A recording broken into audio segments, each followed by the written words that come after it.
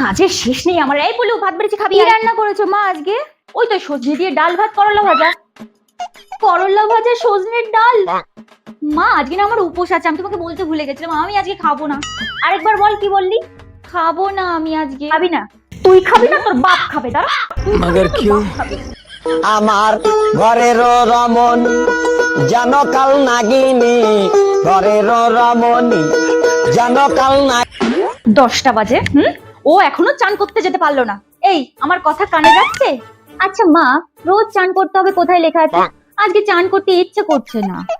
অবস্থা দেখো মেয়ের, এই গরমে গরু ছাগলও চান করে, তুই তো মানুষ, গা থেকে দুর্গন্ধ বেরোচ্ছে। শিগগিরই চান করে আয়, যা।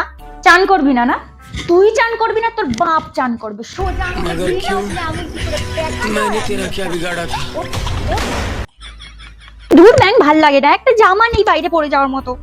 কি রে, রেডি হয়েছিস? কি করে রেডি হব, একটা ভালো জামা নেই বাইরে পরে যাওয়ার মতো। আমি যাব না। কেন রে, তোকে গেলবার পুজো নতুন জামা কিনে দিলাম না, সেটা পর। মা ওগুলো তো পুরনো হয়ে গেছে, ছিঁড়ে গেছে। এই নে, এটা পর। আমি ওই লাল গোলাপি রং পরবো না। পরবি না তো? তুই পরবি না, তোর বাপ পরবে।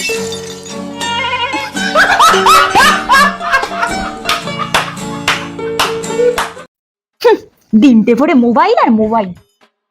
শুরু হয়ে আমার গেছে, বংশের ঘরে তো কি ঢুকেই ওরকম ক্যাসেট মোবাইল বাজানো টেপে নাই? শুরু হয়ে গেছে। এ তো আমার বংশের নয়, হচ্ছে বাপের বংশ। বাপের বংশের ধাস পেয়েছে, তাই জন্য এরকম একটা উদ্ভট বস্তু তৈরি হয়েছে। মা তখন না মোবাইল পৃথিবীতেই ছিল না। মুখে মুখে তর্ক বলে না, মেরে মুখ তোমার ভেঙে দেবো জানো। ফালতু মেয়ে কোথাকার।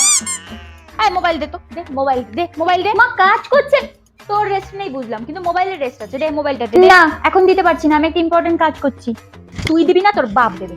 मगर দে, क्यों দে, দে। मैंने तेरा क्या बिगाड़ा था।